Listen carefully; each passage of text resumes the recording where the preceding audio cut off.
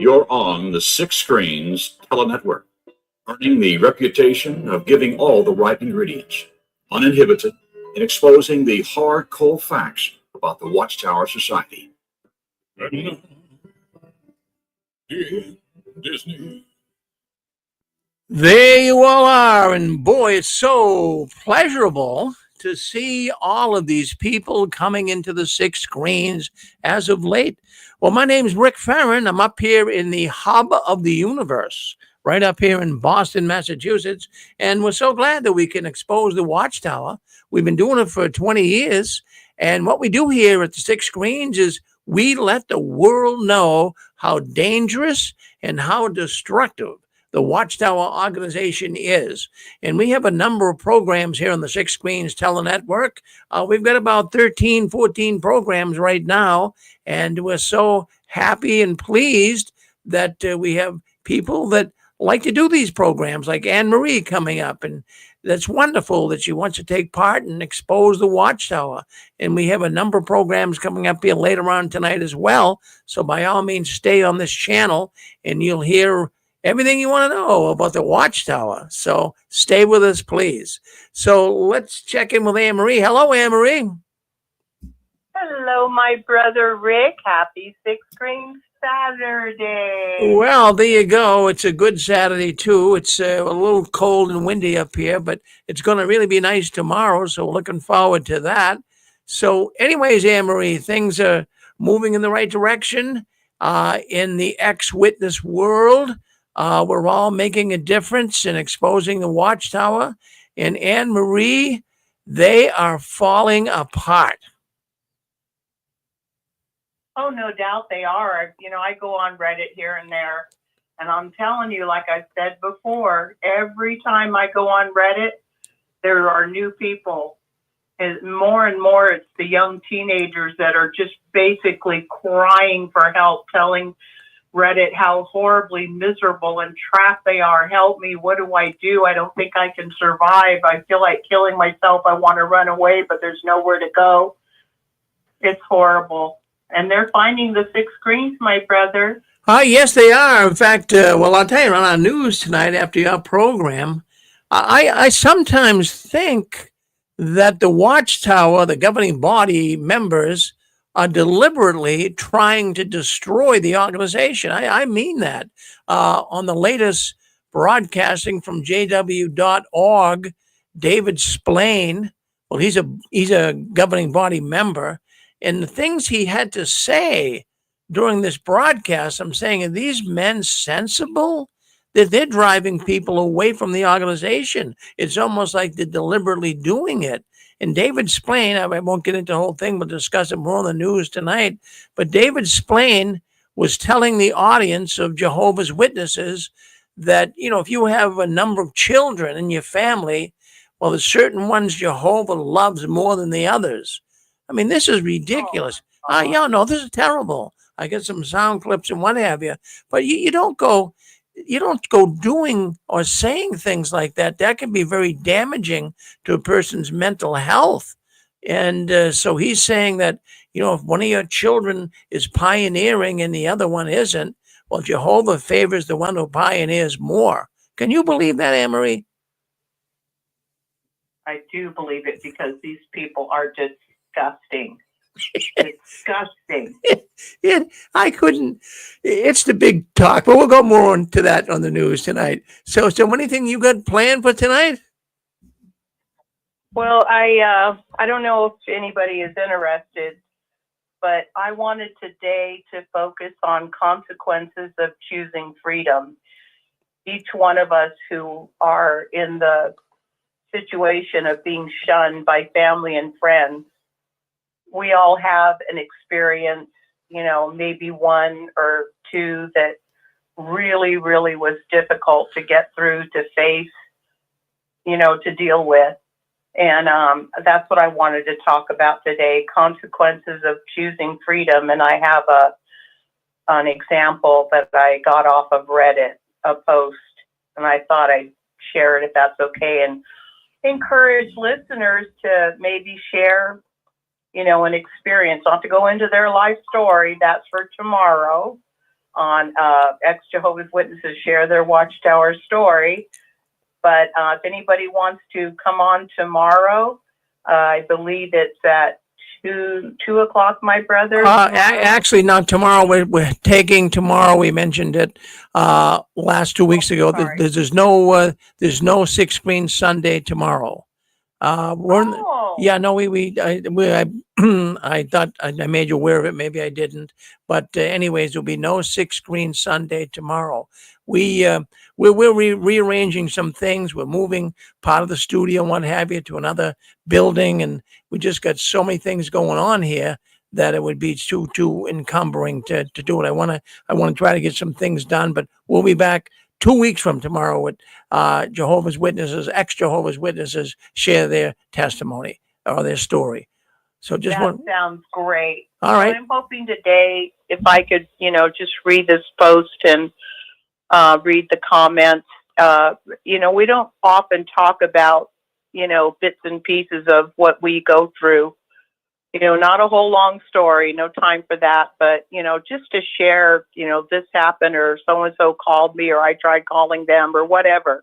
Everybody has something that just really slaps you in the face of just how really wrong and awful it is to be in this position of being shunned and hated.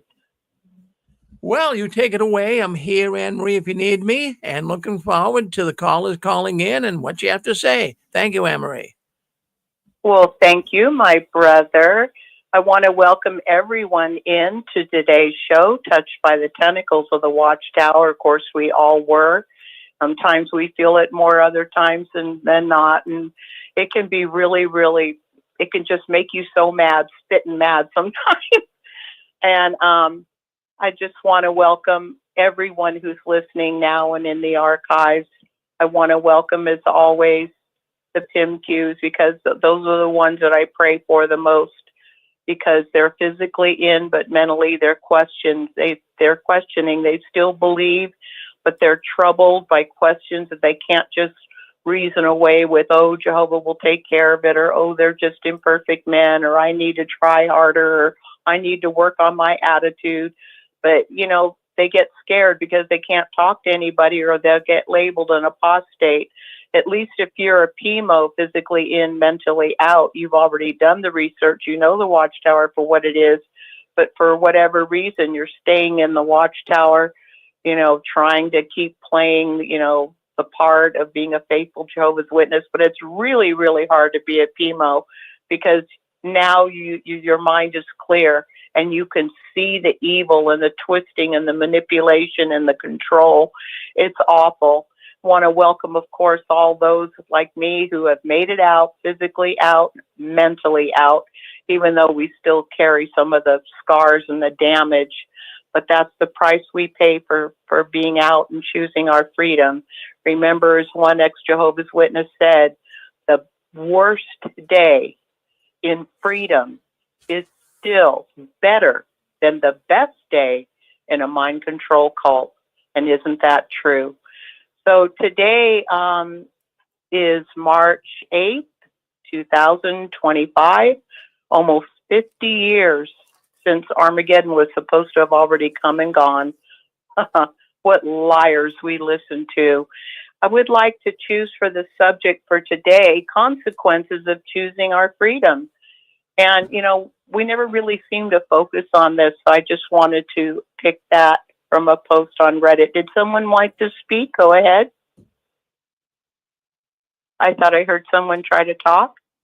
If anybody would like to chime in, say hello, tell us how you are, please feel free to hit *6 before I get into the subject today. Please feel free. This is your show.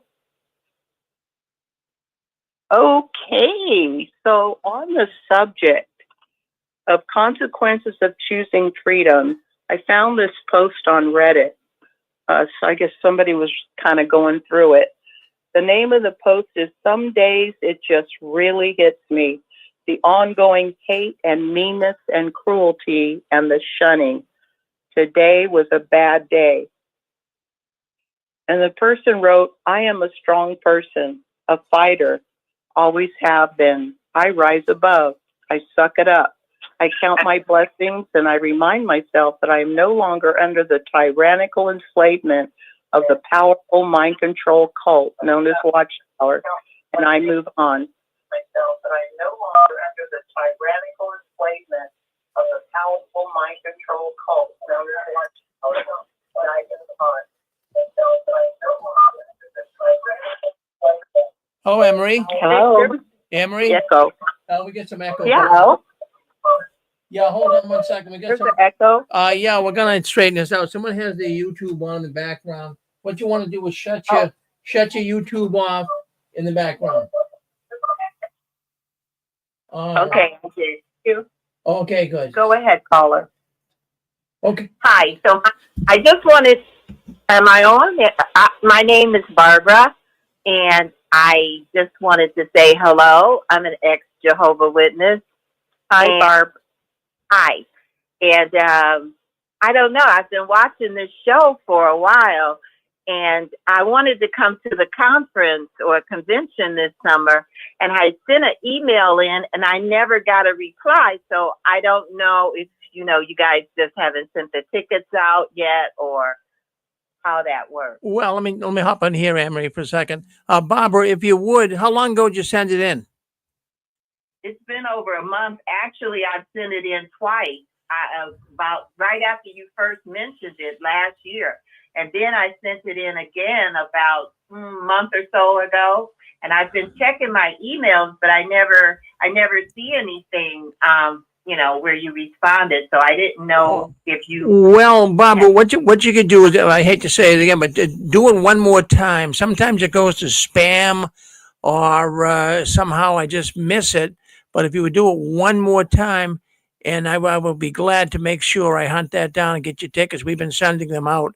So write me at jwworldnews@gmail.com. And do that one more time. I'll get it out. I'll do it tomorrow morning. In fact, you'll have it tomorrow morning if I get it. Okay. Okay. And I just wanted to say I'm so grateful that you guys are on. And I left the Watchtower. I left the Jehovah's Witnesses about 5 years ago.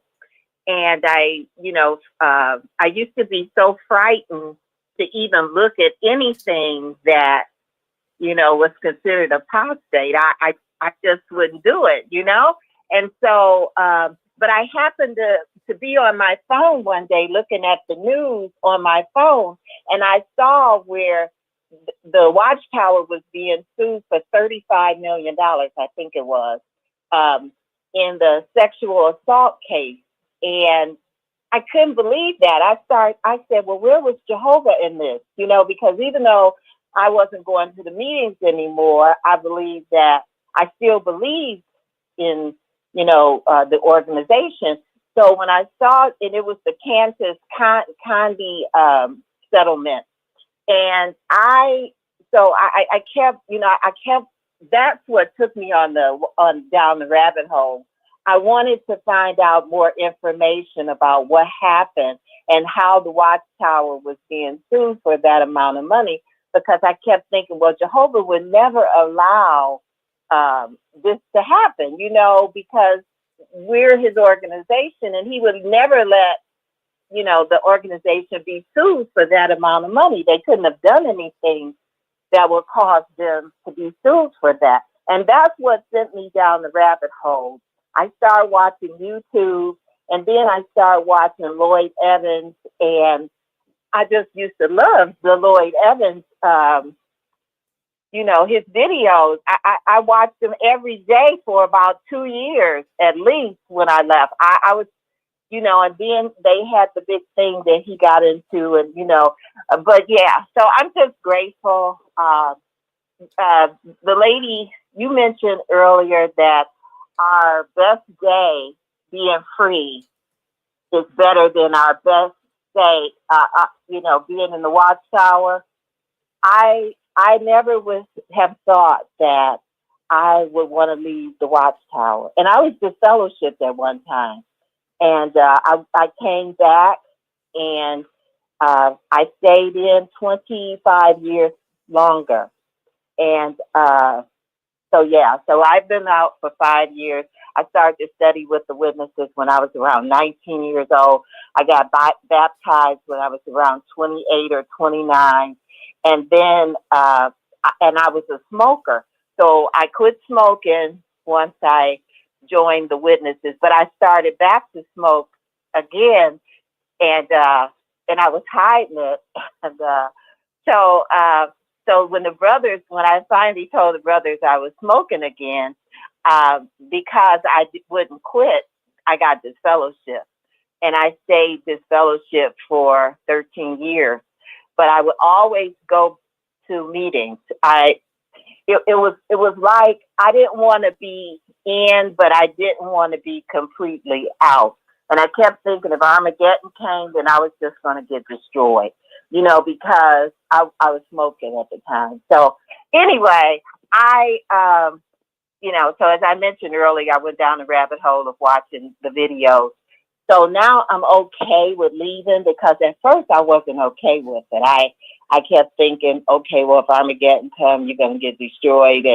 But after I started with the Kansas County, and then I watched the Royal Commission, and then, I started watching you guys. And so, and I became convinced that the Watchtower organization wasn't the truth.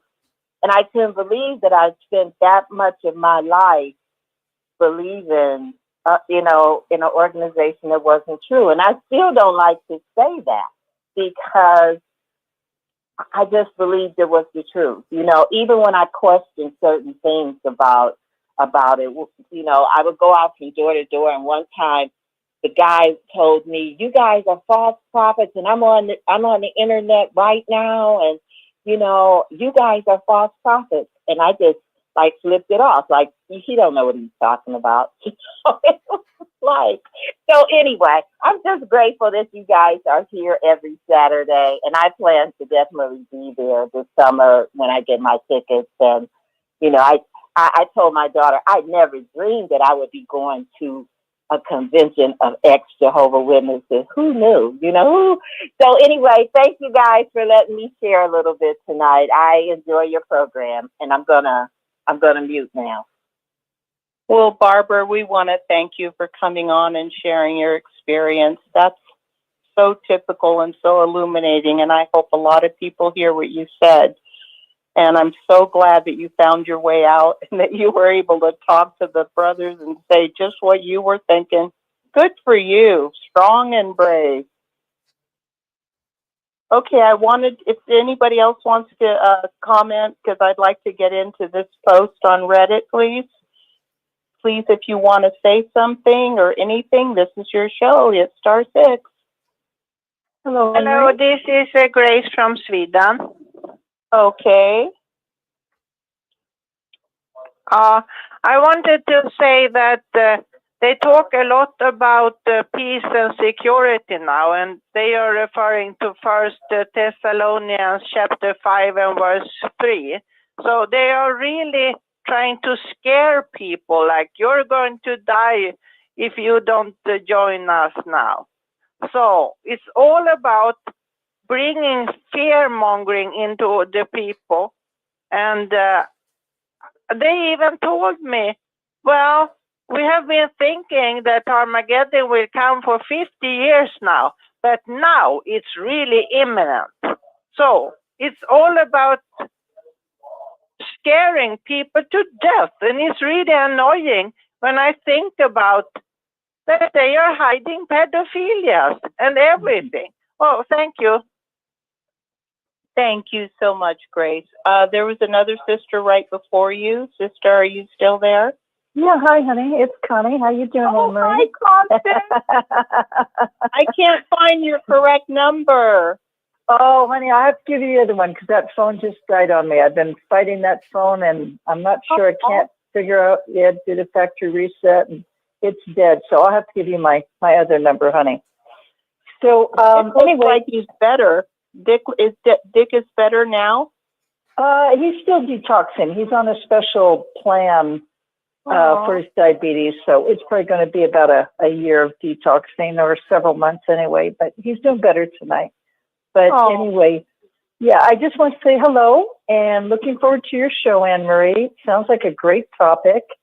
And also, congratulations to that sister, Barbara. My goodness, how exciting is that? Isn't it? You know, that's what I love. I love when people have never called in before and they're just listening all the, during the period of time, and they finally, like Rick says, have the courage to muster up the courage to be able to call in. And it's so exciting for all of us. It really is. So congratulations to her. So anyway, honey, I just wanted to say hello and looking forward to your show, sweetheart. Well, hello to you and Dick as well. I'm so glad you came on, Constance. And I hope I can get your number because I miss talking to you. Sure, honey. No worries. No worries. In fact, Rick has it. If you want to ask Rick anytime, you're more than welcome. Rick can give that to you. Or call my husband and I'll be happy to give it. I don't want to tell it over the air. I'm very private. I'm very private. I've got a very busy life, so I don't give out my cell number. Of course not. Of course not. Well, thank you so much for calling in, and I hope I get to hear some of your wonderful comments. Yeah. Okay, honey. We have our show tonight too. So thank you, love. Guys show. You guys do such a great job. You're such a good team. Good. Thank you, honey. Appreciate that. It's the truth. Is anybody wanting to say anything before I get into the post on Reddit I wanted to share? *6. Any comments? Anyone want to say hello? This is your show. Okay, so if anyone is not wanting to talk right now, I'd like to get into this, and please give me. Marie? Yes. Who's this? Hi, this is Stephen. Hi, Stephen. Hello. I'm going to be extremely brief. This isn't even my comment. I was listening to one of the programs during the week with Uncle Joe and Aunt Fran on the Burn hosted channel. But anyway, I just have to tell this news, and I'll just be extremely brief. There was a sister who called in, and given the ages involved, I'm imagining she's a much older person. But she called in to say that her son, who she was estranged from because she left the organization, and he's still very much a part of it. In fact, he's an elder. But after 30 years of just being an elder, he woke up. And I guess he called his mom to tell her that. And she chimed in during the middle of Joe and Fran's show, hosted on Burns Network. I think it's Tuesday or Wednesday, to tell everybody. And I'm telling you, I've just been on cloud nine ever since. Can you imagine somebody who's been an elder for 30 years and they wake up? They finally wake up. So that tells us all that we should never give up hope that others might in fact wake up, irrespective of how long they've been a witness and how long they might have been an elder and such. It can happen. Oh, honey, that is so encouraging. It's just like Ephesians 5. I think it's like 10 through 14. It kind of says, "Awake, O sleeper, and arise from the dead," because aren't the witnesses, the PMEs, physically in, mentally in, their minds are still taken over. We all have our own time to wake up, and the scripture encourages us to wake up from the sleep of being under that powerful mind control programming that Watchtower uses on their members. And it's just such an encouraging joy when we hear something like what you just shared. And I thank you for sharing that, Stephen. What a wonderful thing to hear. Yeah. Anything else you'd like to add? No, that's it. Thank you. Well, thank you, my brother. Would anybody else like to chime in before I get into my post? Anybody like to share? Say hello. Hit *6. This is your show. Okay, I would like to start over if that's okay. Basically, we're talking about consequences of choosing freedom. Freedom from the Watchtower cults, what we're talking about. And this one experience, is entitled, Some Days It Just Really Hits Me, the ongoing hate and meanness and cruelty and the shunning. Today was a bad day. This person labeled the post venting.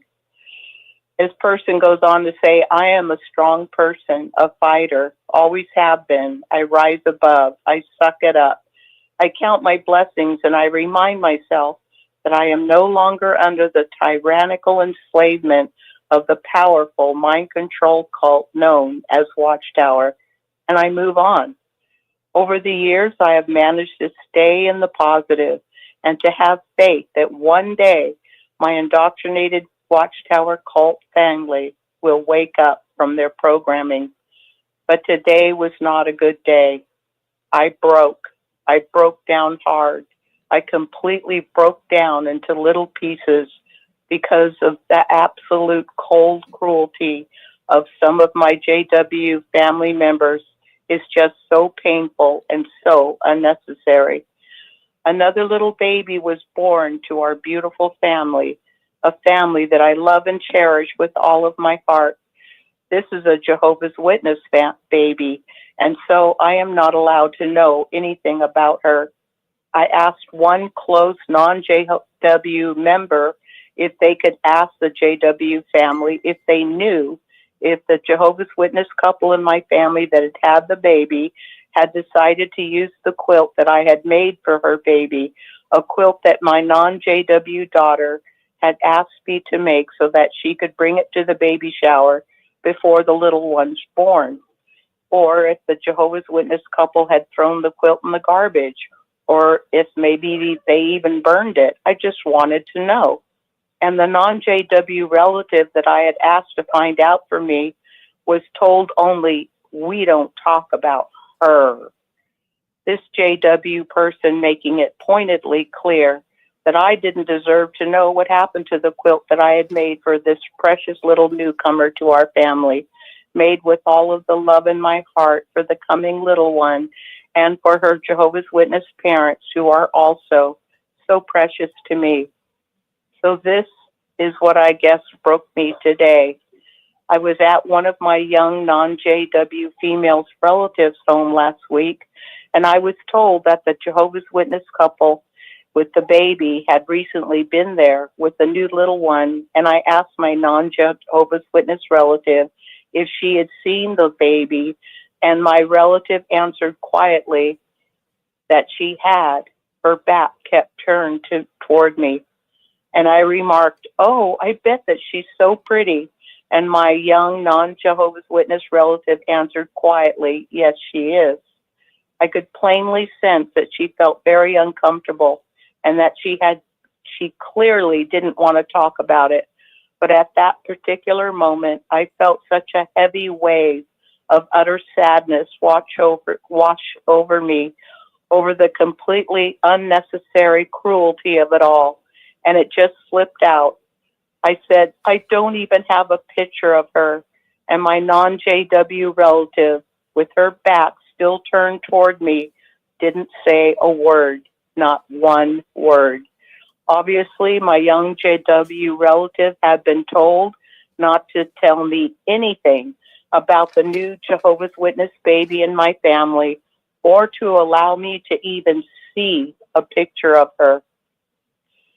This Watchtower cult is so very cruel and cold and so utterly heartless, without any mercy or compassion. It just all welled up in my hurting heart. Until today, it felt like it would burst with the emotional pain and the overwhelming sadness and hopelessness of it all. It just all hit me so hard, all the years of trying so hard to be strong and to keep smiling and to remain positive and to be so grateful for all of the blessings that I do have, mainly my freedom. But all I could feel today was the terrible emotional pain of hopelessness and utter sadness completely consuming me, feeling that I just couldn't do it anymore. The awful feeling was so thorough and so complete that I knew that if it got to the point where I couldn't bear the shunning anymore, if I just ended it, that the added mental torment The added mental torment of knowing that the attitude and the reaction of my smug Jehovah's Witness family would have just made it hurt even more. The thought of the smug, self-righteous, and arrogant attitude that the Jehovah's Witnesses in my family would have toward me, uncaring, no compassion. They would just say, well, that's what she gets for leaving Jehovah. She did it to herself. If I did get to where I simply could not endure the pain anymore. Sometimes the pain and the depression and the hopelessness just gets to me, overwhelming me completely. All I wanted to know was, did the parents of the new baby accept the quilt that I had made with so much love for this little baby girl that I will never know, never get to hold? Am I not even allowed to see a picture of her? No, not even one small picture of her sweet little face. It's just been a really hard day. That's the end of the post, but I would like to read some comments. This one person wrote, I totally get it. I recently reached out to someone I care so much about. I poured out my heart, expecting something, anything in reply. They truly saw me leaving the religion as being the same of leaving them. That was it. It's over for our relationship. This religion is such a strain on humanity. It's a little too easy to hate. And the original poster said, oh, that's the worst. When you pour out your heart to one of these people who are supposed to care about you, and it's almost like they make you feel shame, like a real dumbass, because you felt like maybe you could reach out to them. Oh, my friend, my heart truly goes out to you. These self-righteous, arrogant Christians, and that's in quotes, these self-righteous, arrogant Christians can really make you sorry you even tried to reach out to them. Another poster or commenter said, I feel for you all being shunned. I was disfellowshipped when I was 17 years old. I've been in and out all through the years. I still believe, but there are things that bother me about this religion. I'm the type of guy, if someone treats me like that, I have no problem telling them to back off. That's cold-hearted, to pour your heart out and still get treated coldly. I don't care who knows. If my family treated me like that, I would just simply tell them to just back off. Sometimes you got to be a little mean. Jesus never treated anyone that way, at least that I know of. So the original poster responded to that comment. I can tell that you have been through it as well. The complete lack of real love or concern or caring or understanding or even just a tiny bit of compassion. Sounds like basically you're trying hard to live up to their expectations, but not ever being allowed to be you brought you a lot of criticism, chastisement, judgments, and punishment. Watchtower is a cult. I didn't believe that until I looked up what makes a cult a cult. And for anyone who is interested, I know witnesses aren't allowed to do research on the organization, but if you just go on YouTube and look up the bite model and scroll through the different ones on the bite model, there is one that shows a lime green background and white fingers with little faces painted on the tips of those fingers, of faces with a black marker. And that is the best bite model explanation: behavioral control, information control, thought control, and emotional control. Those are the four main tools that mind control cults use to control their members. And each component of those four main tools are very clearly and succinctly explained. And if you can read that and not see that the Watchtower is exactly like that, you're not ready to wake up. I hope that you will look at the bite model on YouTube. You will get a very quick, clear, and easy to understand lesson on what makes a cult, how they operate, how powerful and successful they are. It's scary, actually. Another poster wrote, "You're welcome. I did look up the other day, the bite model. I hear bad stories, but even though I felt I couldn't be the model witness, I didn't experience being treated badly or coldly, except for being disfellowshipped. But I knew what that meant to go through it, and I understood it was to keep the organization clean. And as a side thought, when has the organization ever been clean? In recent times, just before quitting again, my son brought home a crystal that one of his friends had given to him, and he brought demons home when he did that. Oh, brother. They terrorized my son, and he could see solid black figures everywhere we went. I couldn't see them, but I saw some things that they would do. They would make stuff move. The water would turn on by itself. Among other things, even while we were at the Kingdom Hall, he would see 3 black figures standing inside the hall. We went to the elders about it, but they believed that he might have mental problems. They said that they aren't allowed inside the Kingdom Hall. So if these elders really believed that this guy was imagining these dark figures in the Kingdom Hall, they thought he had a mental disorder, why would they tell him not to come to the Kingdom Hall? They did believe, and they just didn't want to admit it. They said that they weren't allowed inside the Kingdom Hall, which is total BS. They can go anywhere they want to, except heaven. That plus, I guess it's hard to keep getting up early every Sunday after working all week long. So we just quit going. My mom and brother have been terrorized by demons too. I believe that the property itself is cursed. With that being said, there never was a time that any elders would ever come to our home and pray with us. I'm guessing they are scared that the demons would follow them home or something. I always thought that was highly messed up, that they wouldn't. Yeah, I've heard a lot of stories about demons too.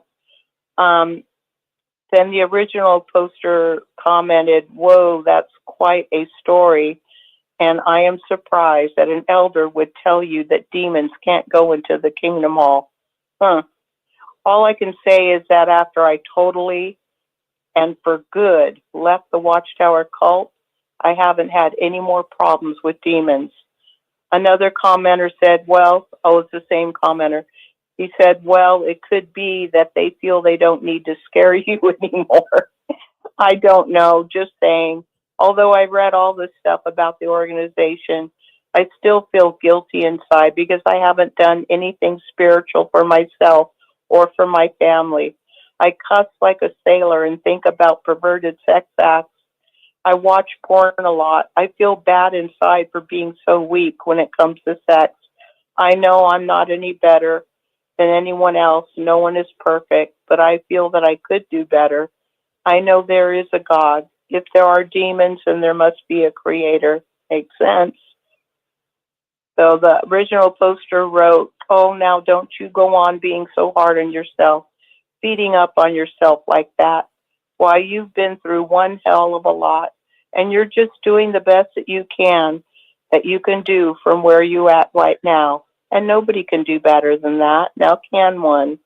Try focusing on all the good about you. Make a list, and every time you have a negative thought about yourself, just say, oh, hell to the no, because this does not serve me. And then write down at least 3 good things about yourself. One step at a time, my dear. Make small goals for yourself and have a plan for yourself for each goal." So, another person wrote, "This religion is such a strain on humanity. Succinctly put, there's nothing more to add." And the original poster said, "Totally hear you. This horrible, evil, and inhumane cult must be exposed for what it truly is. Sorry for your heartbreaking situation," another commenter said. "It absolutely shocks me how an organization that claims to follow Jesus can justify these actions. I believe he said things like, love your enemies and treat others as you would like to be treated. And how about judge not lest you be judged?" That's what I was thinking. And to the disapproval of the Pharisees, it pointed out that one's neighbor would even include those apostate Samaritans. Again, sorry for these family members who are treating you this way. The original poster commented on this person. It was so compassionately kind of you to share such comforting words with me, that you would take the time to offer so much understanding and support, and it means a lot. This subreddit has been a lifeline. It's like having loads of cool best friends on call that you didn't know you had. I like that one. And this other commenter said, sorry about all this. Just forget this evil cult and your sanctimonious family. I have days like this too. It sucks. Glad you're free. And one person wrote, you can judge a tree by the fruit it bears. Your hurtful, hateful family is the fruit that Watchtower produces. I'm a 65-year-old male. Your story hurts me and makes me cry. Big hugs for you. The original poster responded, oh, thank you so much for your kind words and understanding and compassion. Sending you a big hug right back at you. Isn't it ironic that we, those wicked apostates, should all be so kind and caring and so totally supportive of one another, when these true Christians, many of whom are our own blood family or friends, should be so very cold? My brother, thank you again for sharing your kindness and your support. It really did mean a lot to me that my post touched your heart, and I know that you have your own pain to deal with as well, and my heart goes out to you. Another one said, so sorry you had to go through that. Sending internet hugs to you, and they sent virtual hugs to the poster. One other commenter said, I'm sorry, this is needlessly cruel. Have your vent, blow off some steam and let it all out. Don't forget, you're the strong one who saw it through and broke away. You have your freedom and your strength. They broke you today, but most days they could not break you. Take care. Aw. And the original poster responded, your words of validation really helped me today. Thank you for reminding me that I just had a bad day. And thank you for breaking it all down in such a logical and sequential manner. And you, my friend, are so right. Thank you so much for your encouraging words and the pep talk. And somebody else wrote, you hurt because you show love and caring and made such a thoughtful gift. I feel for you and send you a virtual hug. For what it's worth, I would much rather have a world filled with people like you than a world full of JWs. And the original poster wrote, your words were such a comfort and a validation for me. Now I don't feel so bad. I felt like I was being selfish and childish and whiny, but I realized that it is allowed to feel hurt and anger when there is a valid reason for it. Thank you again. You are a true source of comfort. God bless you. Someone else wrote, I can relate, and I'm so sorry that you had a rough day. Huge hugs to you, my friend. And one other person wrote, I am so sorry you had a day like that. My little nephew is now 21 months old, and I haven't gotten to interact with him since he was maybe 6 months old. Our non-JW family sometimes mentions in passing about him, and then I remember that I don't even get to see him, and I just kind of get quiet. At my aunt's wedding, my siblings couldn't even say hi to me. I had been sitting real close to them, and I had come from out of state to be with my relatives, and my siblings couldn't even go talk to them until I got up from my table. I know this doesn't help, but I do like to think about how our non-JW family does not see how insane and hurtful their shunning actions are. Definitely not the good witness they always want to say they are. So would anybody like to comment? There are just so many comments on this post. but that was just an experience, an example of how sometimes when we're being shunned, which is every day and night of our life, you know. So would anybody like to share a thought, a comment? Hi, Eric. Well, hello. Is this my Eric? It sure is. How you doing? I'm getting better, Eric. No kidding. Look at that. I'm a healer. You're amazing, Eric. Oh, you are too. Thank you for doing the show. Oh, thank you. I was going to add that it's been 3 months since Desiree passed, and not one Jehovah's, and I'm not trying to make it about me, but we're kind of talking about that subject with the post that you brought up, and not one Jehovah's Witness has sent their regards or, hey, do you need anything, or are you okay? Not even like, I'm sorry for your loss. What's that? Okay. 50 sent one today. 50? Well, you're not a I witness. sent it right to you just 5 minutes ago. Oh, but you're not a witness. Well, I don't know. Maybe I am. Oh, maybe you are. Oh, she's been undercover this whole time. Oh, man.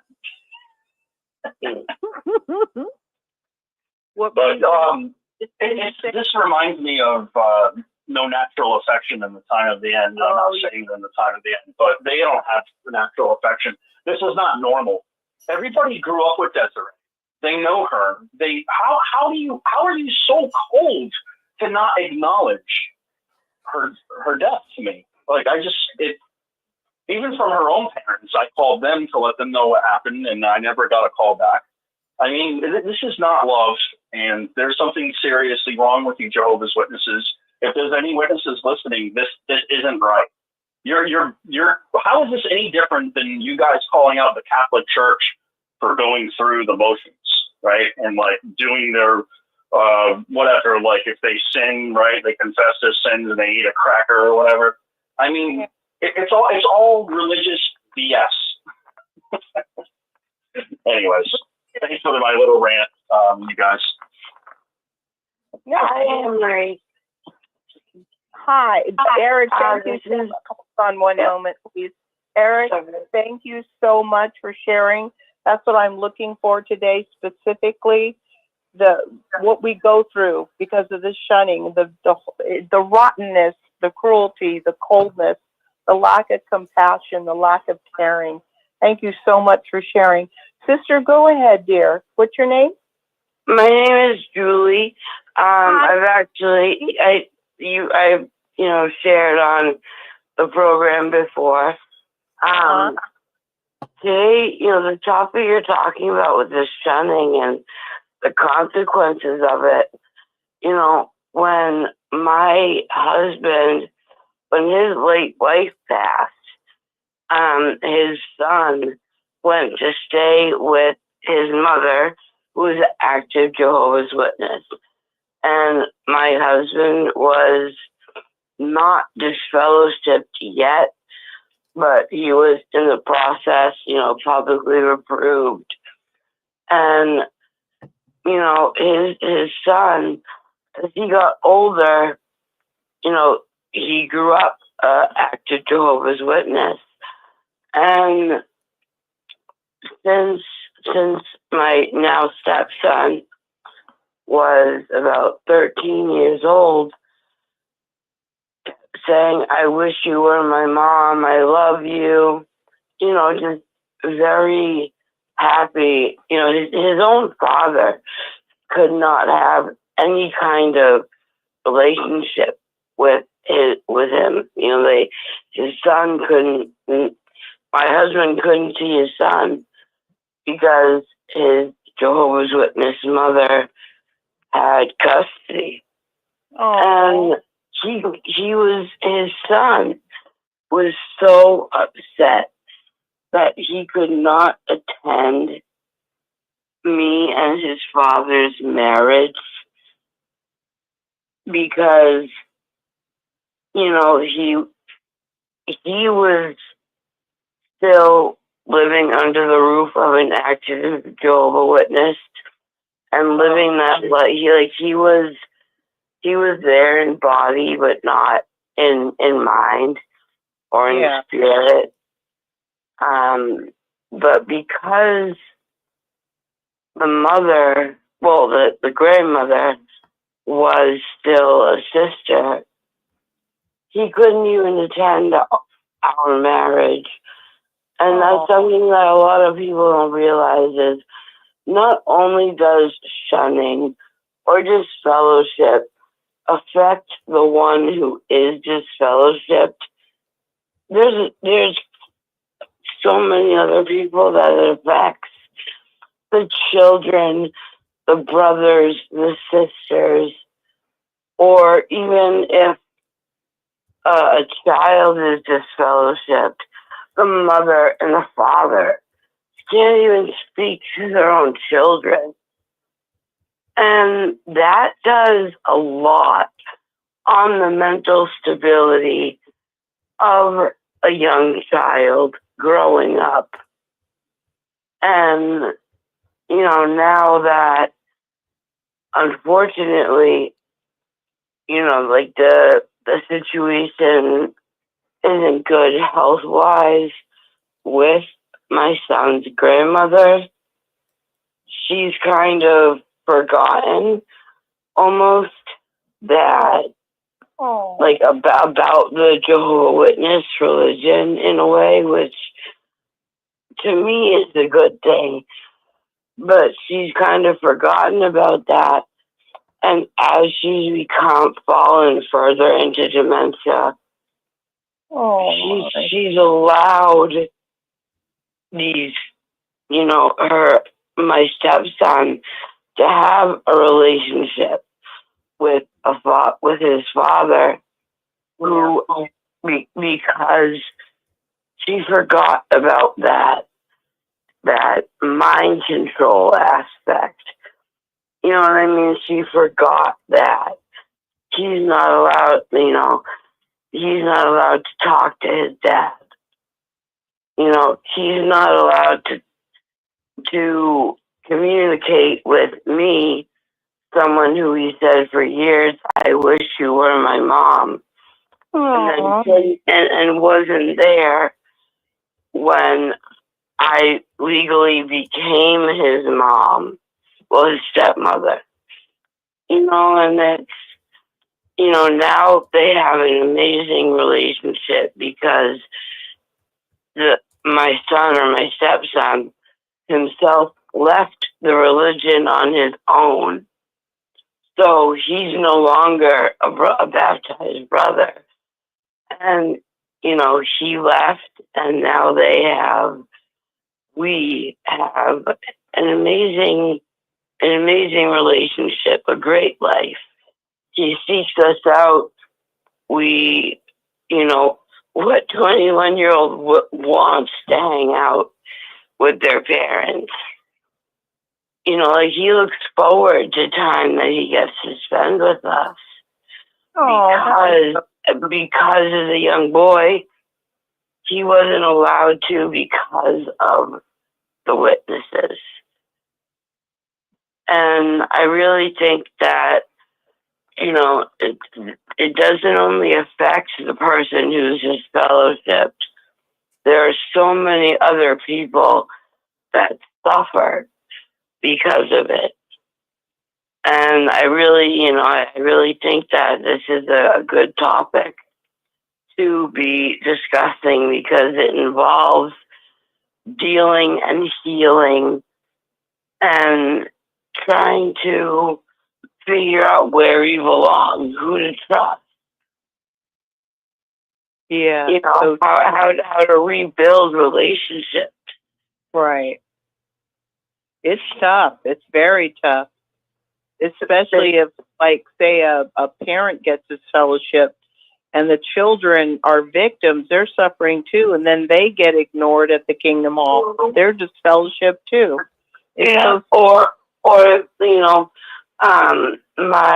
My mother-in-law's late husband was disfellowshipped, and he could not have a relationship with any of his 6 children or his grandkids because he woke up, and because of that, it was the end. It ended a marriage.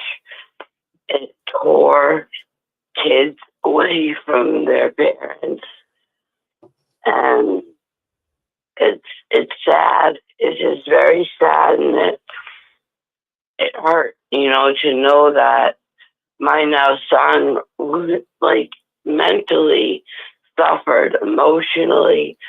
Yeah. Like his heart was like he was said like he was in tears every time our wedding anniversary comes up. My stepson calls and he's so happy and I wish I was there to see you guys get married. You should have another wedding and I'm gonna be there. And it hurts that because of a religion where God is all loving, it tears apart. If God was so loving and compassionate, why would they want a young child to hurt like that? Yeah, as you were saying, the organization doesn't just touch the one that they disfellowship, but so many, even outside the Watchtower, if their friends or family are connected to the one disfellowship, they get hurt too. It's so evil and so cold and so cruel and so heartless. And this is not what Jesus died to give us, not at all.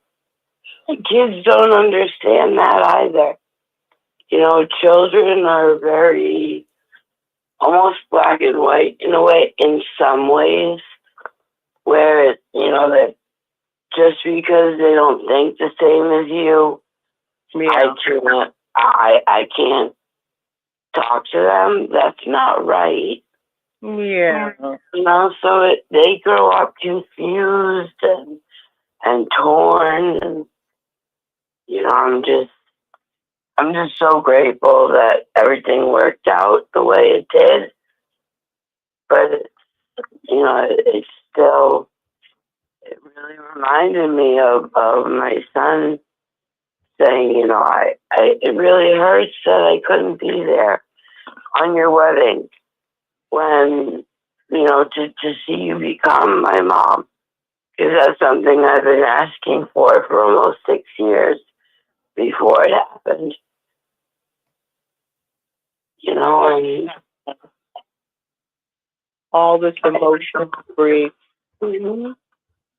And also to the gentleman that was just speaking before, all my condolences on your loss. I'm very, very sorry, and I hope that each day, you get a little bit more strength from those around you that do love you and do care, because we're here.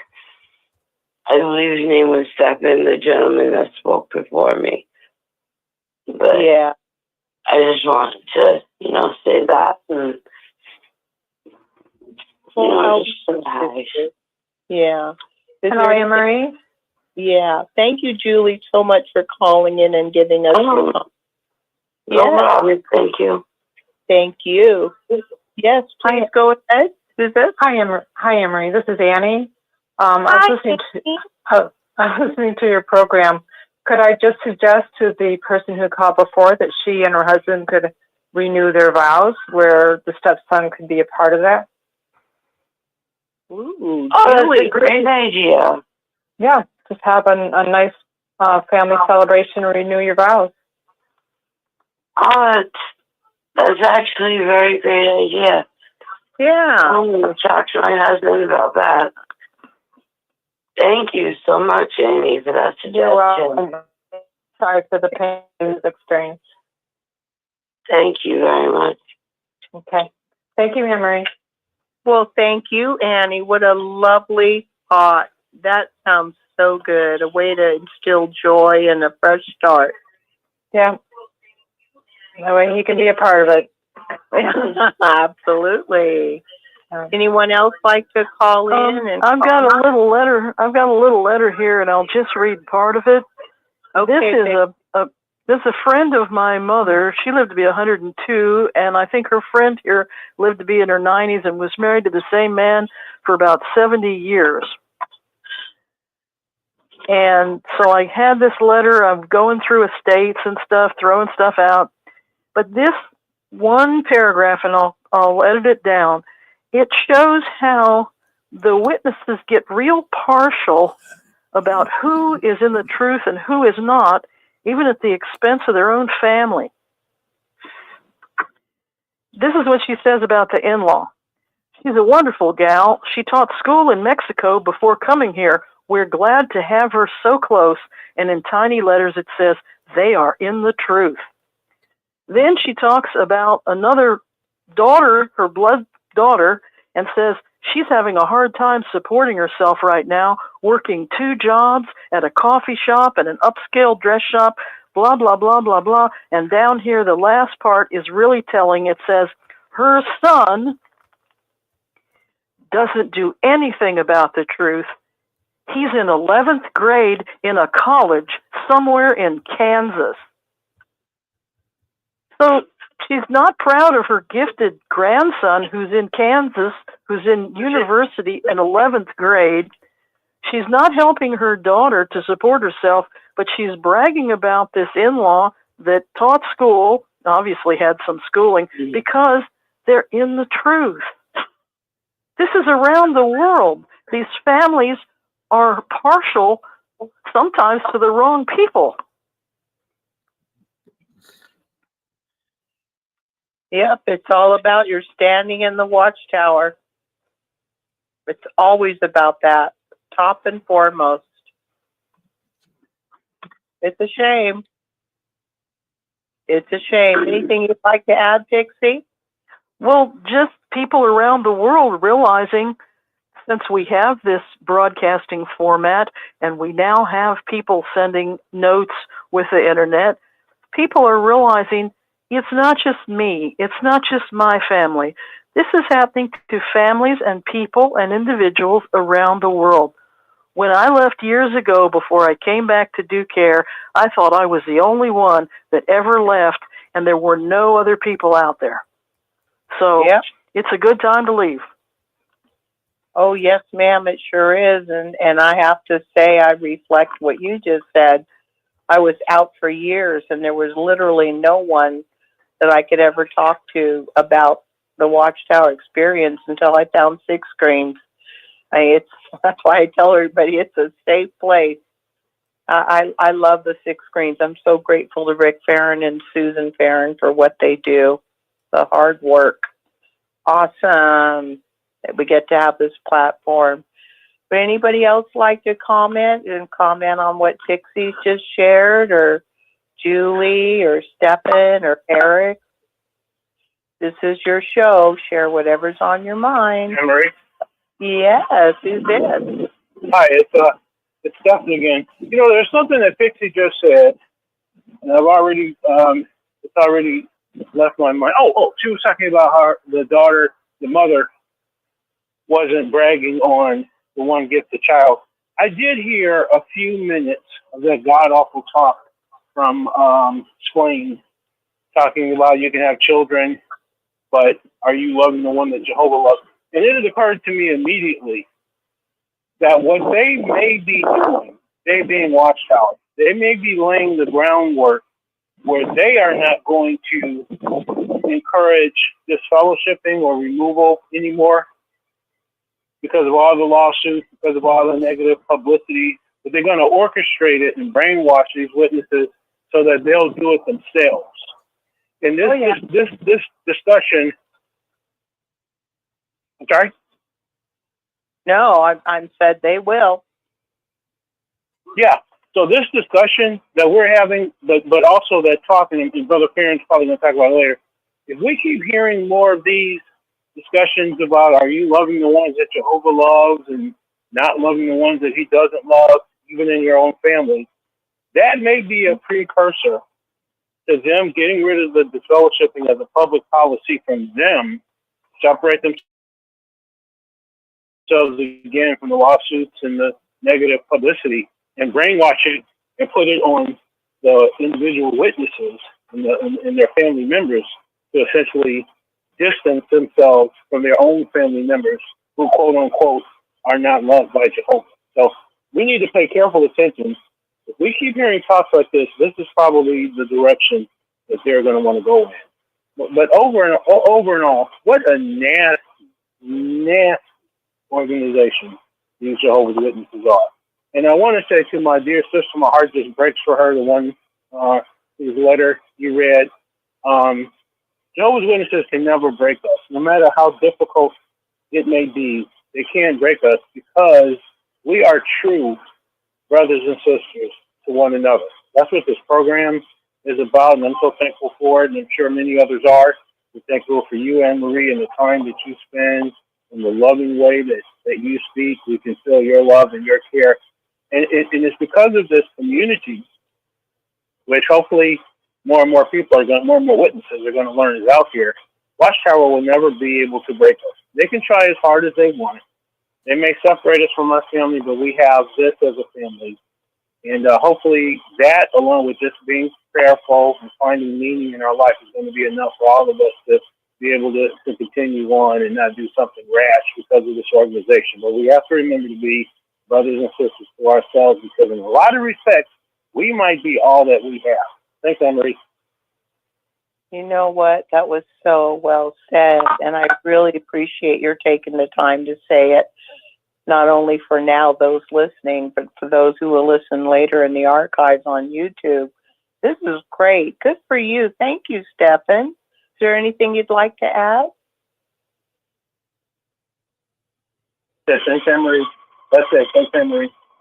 Thank you, my brother. Would anybody like to call in, share a thought, comment on anything Stephen just said, or Pixie? Anyone else? This is your show. Stars. Yeah, hello, Anne-Marie. Well, hello, Ken. How are you? Oh, not too bad here. The weather is looking up here a little bit in Upper Peninsula, but we still got cold. It was still cold and windy, not as cold and windy today as some days, but kind of a damp, cold and windy, which makes the weather miserable and hard to be out on. But they're saying that it's going to warm up again. We did have a warm up or a thaw here, which was welcomed, and it's going to warm up again here and so forth, they said. So, and my next thing I want to comment on is I didn't have a chance to get a hold of Jay yet, but I'm going to keep on trying. So maybe next time around. Yeah, there's I didn't have any there was no consequences for my distancing myself from the Watchtower Society, being heavily involved with them, and neither my friend, everything started working out a lot better when we got rid of them. But they ruined a lot of people's lives by violating the First Amendment, violating people's civil rights, putting themselves above the law of the land, putting themselves above the Constitution. They're just nothing but a heretical, dictatorial cult. They always were, they always will be. They just got worse as time went on and so forth. So I just want to say that since I don't have anything to talk about on the topic here, if my heart goes out to all the people at the Six Screens Network, and I hope that you get your life back together, and I hope that you can turn things around, and I just hope that you can reestablish contact with the family members that were brainwashed into shunning, and they're shunning you and everything like that. So we'll just keep working at it and so forth, and hopefully we can bring this cult to its knees and maybe even put them out of business and reestablish freedom of religion and freedom of worship here in this country. So maybe we can make America God's country again, and maybe we can kick these clergymen down the road and so forth. And they always have the attitude, we're going to do it my way or the highway. It's time for us to do it God's way, and the highway, because you always want to remember, highways are happy ways when they lead the way to our eternal home. Oh, that's an interesting way to put it, Ken. Oh, thank you. So keep it in mind there, and we'll one of these days we'll just keep trying. We'll send the Watchtower Society packing. Wouldn't that be something? Wouldn't that be something? Well, you know, I always say Rick is so faithful, and I always feel like he is totally called to do what he has been doing for 20 years, over 20 years now.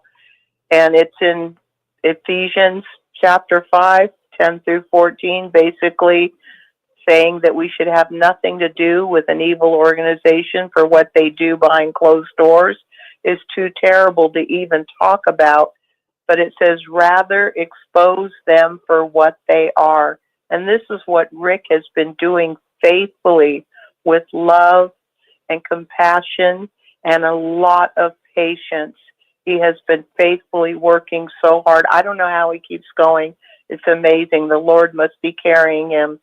And if it wasn't for the 6 screens personally, I don't know what I'd do, because I consider this my 6 screens family. We're all a family here, because this is the one place that I know of, like Rick says, where we can talk to each other in real time. We listen to each other, we understand each other, we validate each other, and we support each other, and we comfort one another. And that is such a blessing. What a blessing Rick's format is, because before we found 6 screens or had 6 screens, I don't know about you, but I didn't have anybody. It took me, I don't even know how many years, 20 years, more than 20 years, that I couldn't talk to anybody. I always felt so alone. And because of Rick and all of our 6 Screens family, I feel so very blessed. That's why 6 Screens Saturday is my favorite day of the week. Oh yeah, I like Mr. Farron too, and all these people on here. I have nothing but respect for him, and my heart goes out to him, and I feel sorry for him and the family and so forth, what they've been through. He's been in that organization 50 years, thought he was doing the right thing, and then finally he finds out that he's got nothing to show for it at the end, and he gets kicked to the curb and so forth. And here's another thing that people want to remember too, and it's good for the 6 Screens to remember. You do something evil to somebody, it comes back to haunt you. And that's exactly what's going to happen to the Watchtower Society. Because they did not do anything in the name of God or in the name of religion or in the name of righteousness to these people. They did evil upon them. So it's going to come back to haunt them. It's going to backfire. So. Well, whatever a man is sowing, this he will also reap. That's what the Bible says. Yeah, absolutely, yeah. We heard it so many times from the platform. You know, whatever a man is sowing, this he will also reap. God is not one to be mocked. Well, there's some religions that believe that it's wrong to call evil down upon somebody, but if somebody calls evil down upon you and you know it, you can wish for that to just backfire and be turned to him. So, but I think Christianity feels differently about it. They feel that if you do, Christianity feels that, and other religions too, that if you do evil upon somebody, it's going to come back on you. So there we go. It's going to come back to haunt them. Oh, most definitely. Personally, I want to stay in a loving place and a positive place, no matter what's done to me or said about me or what lies are said. I try to focus on doing the right thing, because to me, no badness done to me is any excuse to go and do what they did. Then I'm just as bad as they are. I hear you. Yeah. I climb up higher so I can see the bigger picture. Thank you, Ken, so much. Go ahead. Yeah, thank you. And we'll take the next caller here. Hit *6, or there's a next caller on. Let's go. Pixie's already on. Go ahead, Pixie. Yeah. I said I climb up higher so I can see the bigger picture. Way to go, girl. Ken is right about some people do kind of do that voodoo boomerang thing, but that's kind of edgy to do that. That's walking the razor's edge when you do that, you know, because it takes care of itself. You know, Solomon said, "Cast your bread upon the waters, and in many days it will return to you." So that's a Bible principle that it comes back either good or bad. You know, and New York's got a lot of scandals right now. We'll just have to wait and see. Oh, yeah. I always say the universe knows what it's doing, and I do believe that the Lord will bring it all out. I strongly believe in Luke chapter 8, verse 17, which says, "For there is nothing hidden that will not become manifest, nor anything carefully concealed that will never become known and not come out in the open." And that is in the New World Translation, Luke 8:17. And you know what? What else did we always hear? God is not one to be mocked. His words can be believed, and I believe it. And what do we see happening? No matter how they parade themselves as true Christians, oh, we live by the Bible. Oh, we're loving. We're in a spiritual paradise. My favorite, we don't lie. And then you have that guy on broadcasting said, "Our foremost consideration is the protection of Jehovah's organization." Well, just because they connect Jehovah with the organization doesn't mean that they're not really just talking about protecting their organization, because that's what it's all about. They don't care about the rank and file. They don't care about all those beautiful young brothers and sisters who are so ignorant and trusting, giving up their youth, giving up their education, and just slaving away for free for the Watchtower organization, believing that they're serving God because that's what they're taught. It is beyond disgusting. Everywhere you look, it is so wrong. They are so selfish. It's all about what benefits them, what will get them more money. You know, they already don't have to pay taxes. It's like Rick brought out earlier. They pay no taxes. They completely keep buying more property and selling off property, making millions and millions of dollars. So you have a way to have a huge business paying no taxes, and you don't pay your employees or slave labor. Wow, what a setup. Yeah, it's a kind of feudalism where they have everything and the people in the cheap seats get nothing. Well said, my sister. Well said. And that is not a hyperbole. Nope, it's exactly the way it is. And it's so sad. It seems to be very popular right now to have this all or nothing greed factor. It's greed. It's a trend. Yep, and I see it more and more in this Watchtower organization. I think that's why they're falling down, because more and more people are just seeing through the lies and the manipulation and the BS. Well, there's going to be, I mentioned this to Rick Farron, but I'm seeing it in the press. There's going to be a formation of a new kind of religion. And I don't know who is going to push it. I don't know which groups will be backing it. But there's all kinds of articles in Forbes and different periodicals now.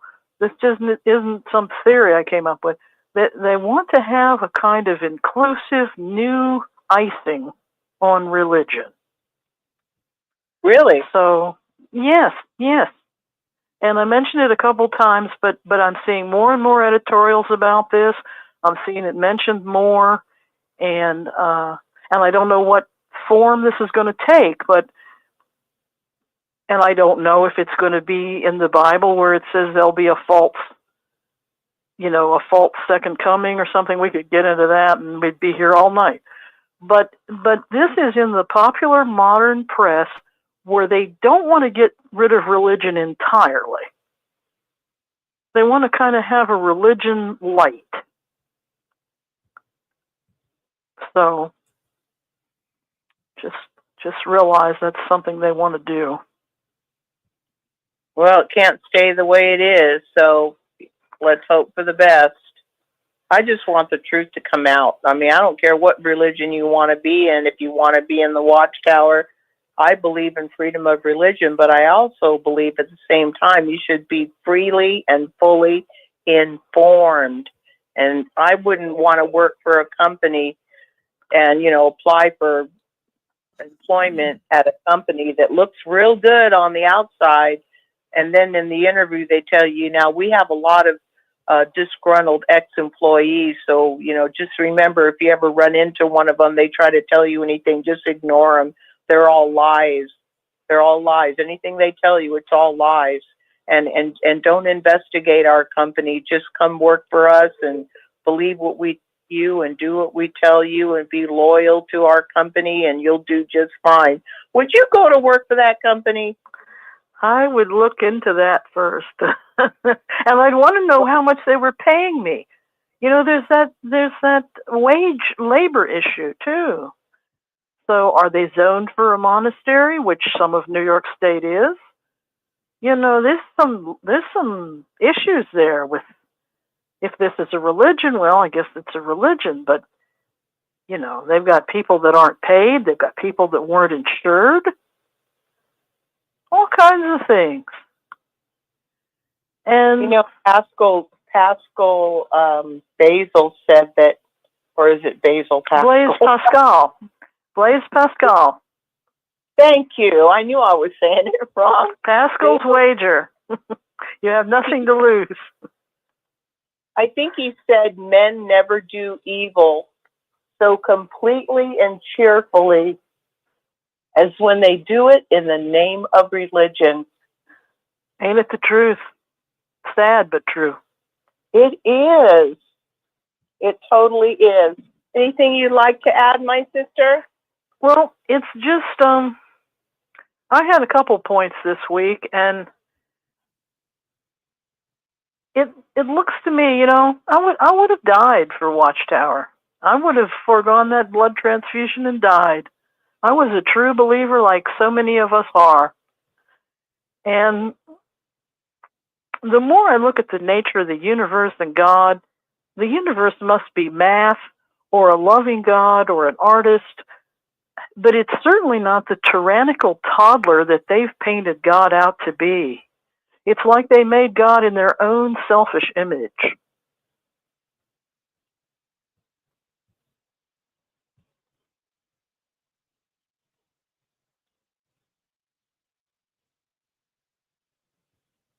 Now it's gone. Are you there with us, Anne Marie? Well. Oh God, no, my fault. I had the mute button on. It's just this organization, they claim to serve God, but yet they use him, just like you said, Pixie, that they not only blame him, let's just say they put the responsibility of all of the cruelty and the evil and the lies that they do, all the false prophecies and false teachings, and they put it all on God. They put it all on God. And then more than that, they take his word and they have the gall to manipulate his word, change his word, add to his word, change the punctuation, and take away from his word. How is that respecting God? It's not. They've made something else. They've made something else. And the more I look at this as an adult and look back on my own personal life and personal journey and look at the things they printed, the things they said, things I witnessed, people I knew, it's something else. There's not any other religion, Christian, pagan, Judaism, Islam, there's not any other religion that has some of this stuff. It's a weird mix. It really is. It is. And it's sad when I see on Reddit, some people blaming God, how could he be so evil? How could he this? How could he that? How could a lot of us have trust issues that spring directly from that, I think. I think we have to remake God and look at how the universe the best model we have because we can't comprehend it fully. And there's a lot of math in the universe. There's a lot of beauty and wonder. There's a lot we'll never understand. But the universe in and of itself doesn't have evil malice toward us. I believe that. I mean, there's it's rough because like animals eat other animals and stuff, but there's no malice. Yeah. And we were really kind of told about this demiurge in the Old Testament as if he had so much jealousy and he was going to smite our neighbors and ruin the neighborhood and all this stuff. And it took me years to get past all that. Literal years. Wow. So take your time. And if anybody's out there listening, you're not the only one. And we all have our own way, and the Lord knows our time and what it will take to wake And us also up. to try to live in the now, whatever you choose, whether it's Christianity or Zen or whatever, try to live in the present moment now. And that helps because we were given all this Bible history of the past and all this paradise in the future, and it was splitting our minds where we weren't really in the now. That is so true, Pixie. Thank you for bringing that up. Mm-hmm. Is there anything you'd like to add to that, Pixie? And humor and breathing and doing chair yoga, beat the air with your hands and move your feet and do a little dance. Get that tension out of your body that was from all that Kingdom Hall sitting. No, preach it, girl. Would anybody like to comment on anything Pixie said or any other caller? Star 6? I just jump in on what Pixie said. Right from a youngster, we're taught that Santa Claus is for real. It's going to bring presents. And you think that Santa Claus, if you look at the spelling, is so close to Satan. We get an understanding. We believe something because our parents told us. Santa Claus, comes in a sled, and everybody knows the whole story. And then you find out at age 7 or 8 that your mother and father lied to you. As well, it's no big deal. It's a fairy tale. It's wonderful for children. But children start to scratch their head, even at 8, 9 years old. Hey, wait a minute. Santa Claus, it's a fairy tale, but it's also a lie. No, nobody comes in with reindeers and lands on your roof and go down the chimney and bring you gifts. So this is Satan's world. They start you at a very, very young age lying to you. I just wanted to add to what Pixie was saying. Thank you. Well, thank you, Dick. And that's also, kind of an analogy, finding out that you were lied to about Santa Claus. How about finding out that the organization's been lying to you from day one, and you were just supposed to believe it as truth? And if you didn't really believe in it, you're an apostate. You're guilty of independent thinking, just like Satan. You're letting Satan take over your mind. When the truth is, they just don't want you to come out of your Watchtower programming. They want you to be properly indoctrinated, totally programmed Watchtower drones. Just do what you're told, believe what you're taught to believe, don't question. And when Watchtower has to come up with new understanding, you just have to adjust your attitude and your thinking. It's all you. And then when things are really bad, some people kind of jump forward and believe that 1975 is going to bring Armageddon. They kind of skip over all those years that they drummed it into our heads that this was a fact. Hello? Hello, who's this? Hi, this is Craig from Florida. Hi, Craig. I was raised in the organization from age 5. My stepfather was an elder, and I disassociated in the year 2000. And there's a lot of expressions of severe hurt from shunning, and I've experienced it. I lost my only son due to shunning, and it took me years to emotionally heal. And Oh, I got a lot of support. I would like to share what helped me, and I feel it was divine providence, which I wouldn't really use that term before, but it was reading Ray Franz's 2 books, and they touched me so much that I Googled and tried to find out how to contact him. To make a long story short, Ray invited me to come meet him, or I invited myself, I forget.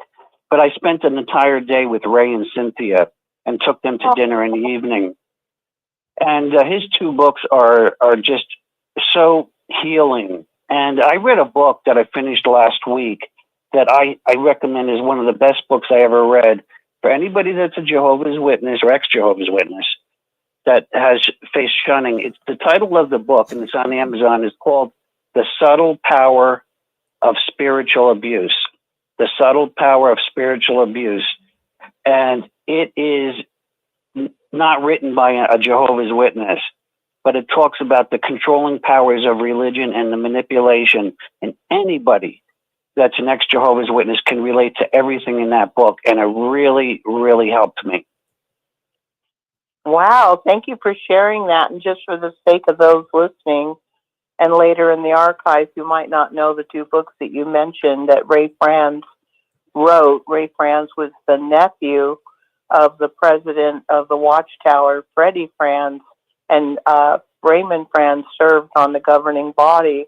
And he, after he left, he was forced out of the headquarters of the Watchtower Society. He later wrote Crisis of Conscience, and where he not only exposed what goes on behind closed doors of the Watchtower that the rank and file are not aware of, and how they rarely use the Bible. It's all political. And it just was so illuminating. That was the first book I read when I was ready to investigate the Watchtower. And then he later wrote a wonderful book called In Search of Christian Freedom. And both of those books are available on Amazon. In Search of Christian Freedom, and the first one, Crisis of Conscience. And that was a real big book when it came out, I think, in '83 or so. And the Watchtower even had an article, a study article, I believe, March 15th, I'm not sure, March 15th, 1986. They had an article about, don't listen to apostate literature, because everybody in the Kingdom Hall was talking about this book that had come out. And we don't want to even get curious. We just throw it away if somebody sends it to us. They even had a black and white picture of a Jehovah's Witness who had received a copy of the Crisis of Conscience wrapped in brown paper, and she just threw it in the garbage, which was right by her front door, even before the postman who delivered her mail had even started down the sidewalk, the walkway down to the sidewalk. So those are 2 books that are really good. And the one that you mentioned, would you say that again, that's available that you liked? It's The Subtle Power of Spiritual Abuse. And it has 2 authors, David Johnson and Jeff Van Vonderen, Vonderen. It's about spiritual manipulation and false spiritual authority within the church. It's not by a witness, but everything in it speaks volumes. It's as if he was a witness about the control of the governing body and the policies of shunning, etc. It's an excellent book. I look forward to meeting everyone on the call, including Rick. I plan on coming to Boston in August. So I enjoy this show, and I appreciate your kind words, how you said we're all family. And that's so true. Also, there's a free PDF online of Visions of Glory by Barbara Harrison. She was in the writing department. I read that book. It's excellent, but very hard to get. It's free online. In her will, she said, put it online free. There's a free PDF of it. Yeah, I read the hard copy. I had to get it from a library that sold old books and whatnot. Yes. Excellent book. And Judgment Day Can Wait, or something like that. It's from a brother that was, I think, in Norway or Sweden. That's also another good book. Yeah. And then Leaving the Witness, the sister was a missionary in China. And I met her in New York. Yes. That's a very interesting little book because she talks about what it was like to get away from New York and go all the way to China, and her marriage fell apart and all kinds of things. That was the most interesting. I kept that one. I think I'll read it a second time. What was the name of that book? It's called Leaving the Witness. And what was her name? Oh, I know where the book is too, but I don't want to get up and get it. Yeah, I don't have that in front of me. If we know the name of the book, we can search for it. Leaving the Witness. That's great. And there's also interviews. There should be on YouTube some television I don't have that in front of me. that she gave. If we know the name of the book, we can search for it. Leaving the Witness. That's great. Can you guys hear me okay? There's also interviews. There should be on YouTube some television that she gave. The lady's name is Amber Sora.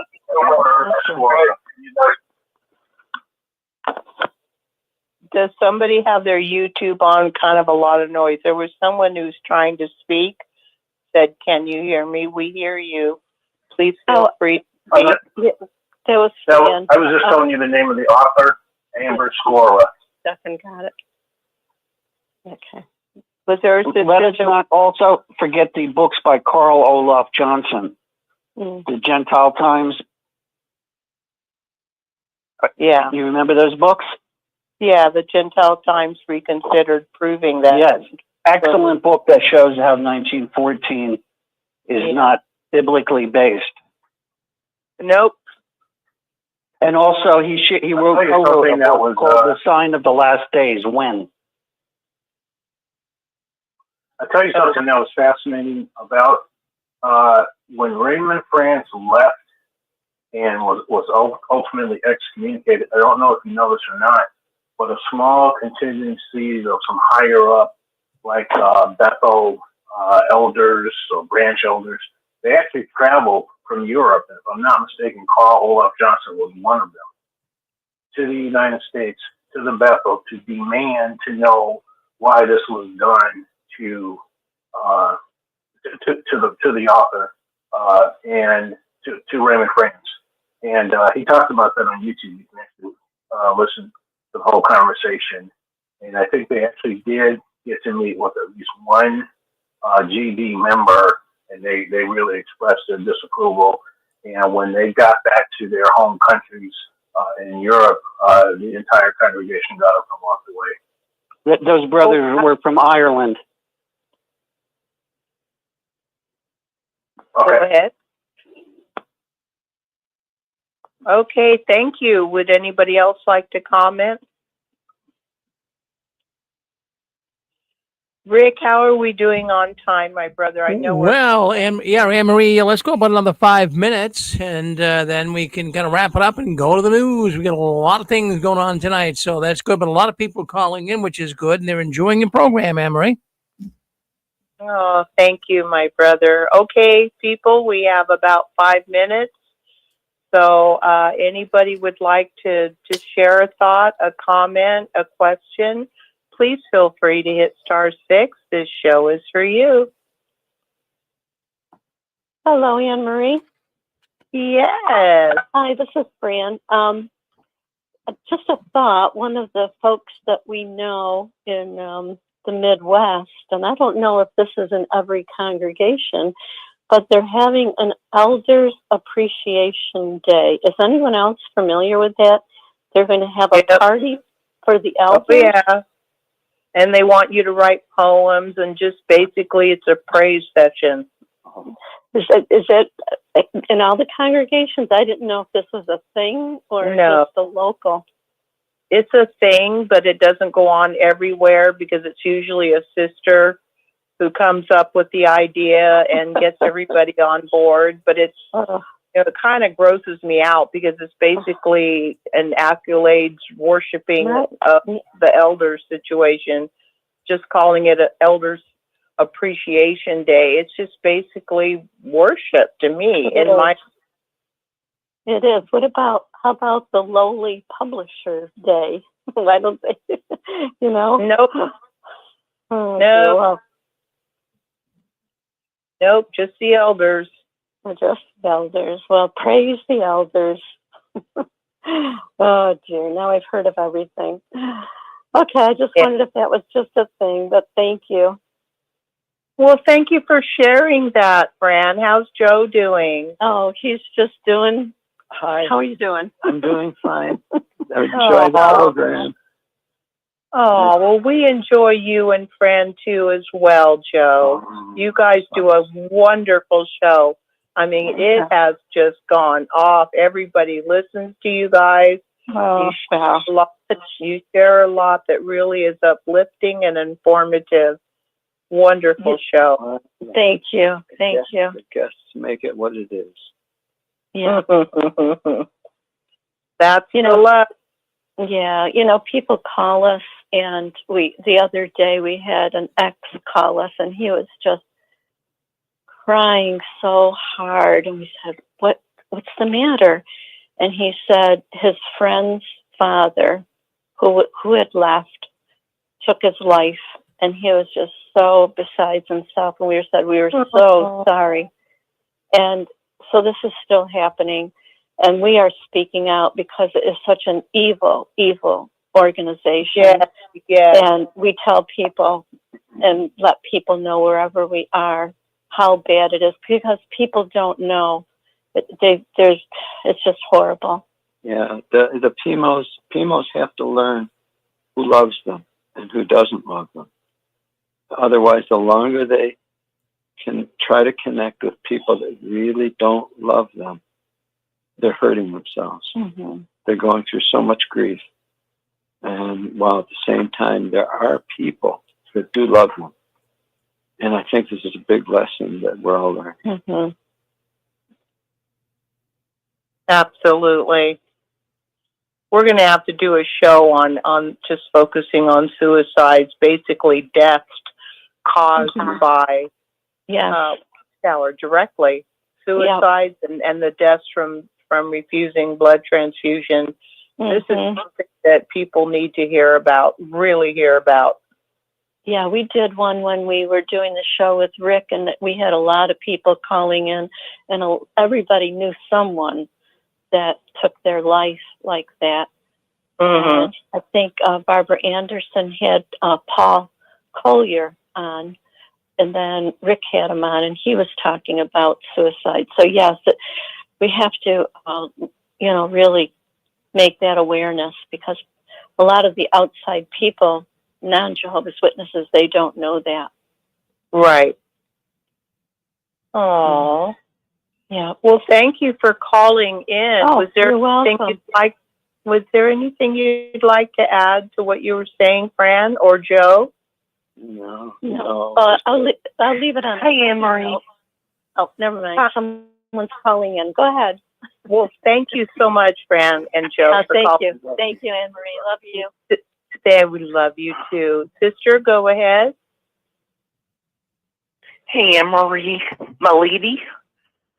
I just want to come and say hi to you all, and I'm 39 years old now, and I'll be visiting my mom tomorrow. Is this Guy? Yep. I've been thinking about you all. Oh, good. We think about you too. I appreciate that. Yeah, I heard from Vern about protesting on a Sunday afternoon after a convention wearing like the placard signs. I don't know if anyone's been paying attention to that. Well, I'm sure many There's a video by Vern about how they're going to do like protests on a Sunday afternoon after the people leave from the convention. So their idea was to get a lasting impression, so to speak. Yeah. last thing they're left with. That sounds like a good idea. Yeah, I sent you my love and thoughts from Southwest Florida, if there aren't any in my area. Oh, very kind of you. Well, we're going to have to end the show. We're a tiny bit over the time limit that Rick so graciously Sorry about that. No worry. Don't you be sorry at all. I'm glad you called in, Guy. Missed you. So I want to thank everyone. You're so kind, Anne Marie. Oh, well, you are too. You're so kind, Anne Marie, and Rick too. Yeah, he is. I hope we can keep in contact. Question. I'm sorry, what was that?